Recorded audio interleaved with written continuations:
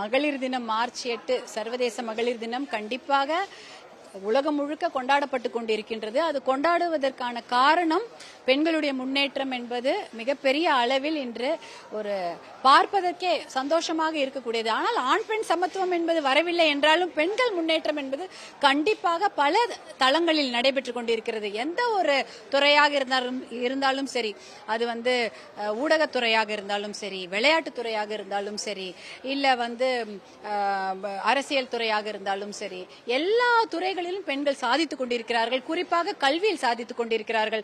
நிறைய தொழில் முனைவோர்களாக பெண்கள் இருக்கிறார்கள். அதனால அவர்களை நாம் கொண்டாடும் விதமாக மகளிர் தினத்தை கண்டிப்பாக நாம் கொண்டாடித்தான் ஆக வேண்டும். ஆனாலும் அதற்கு சவாலாக இருக்கக்கூடிய நிறைய விஷயங்களும் இருக்கின்றது.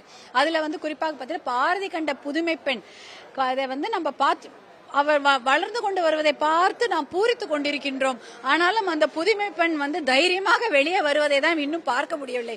ஏனால் பெண்கள் பாதுகாப்பு என்பது உலக அளவில், இந்திய அளவில், தமிழக அளவில் கூட நம்ம அச்சுறுத்தலுக்கு ஆகி கொண்டிருக்கின்றது.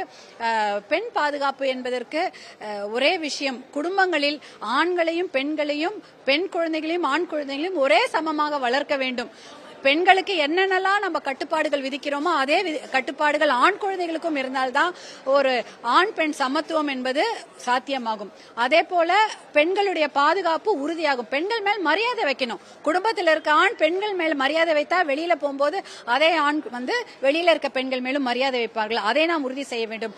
அதே போல போதை ஒழிப்பு, மது ஒழிப்பு தான் இன்னைக்கு மிகப்பெரிய ஒரு விஷயம். அந்த ரெண்டு விஷயத்தை செய்தாலே போதும், நம்முடைய பெண் குழந்தைகளுடைய பாதுகாப்பு என்பது உறுதி செய்யப்படும். தமிழ்நாட்டில் அதை நாம கண்டிப்பாக கொண்டு வர வேண்டும். போதை ஒழிப்பு, மது ஒழிப்பு இரண்டையும் கொண்டு வந்தாலே பெண்களுடைய பாதுகாப்பு என்பது உறுதி செய்யப்படும். அப்பொழுது பாரதி கண்ட புதுமை பெண்களை நாம் தமிழ்நாடு முழுக்க காணலாம். நன்றி. செய்திகளை உடனுக்குடனும் துல்லியமாகவும் தெரிந்து கொள்ள சப்ஸ்கிரைப் பண்ணுங்க.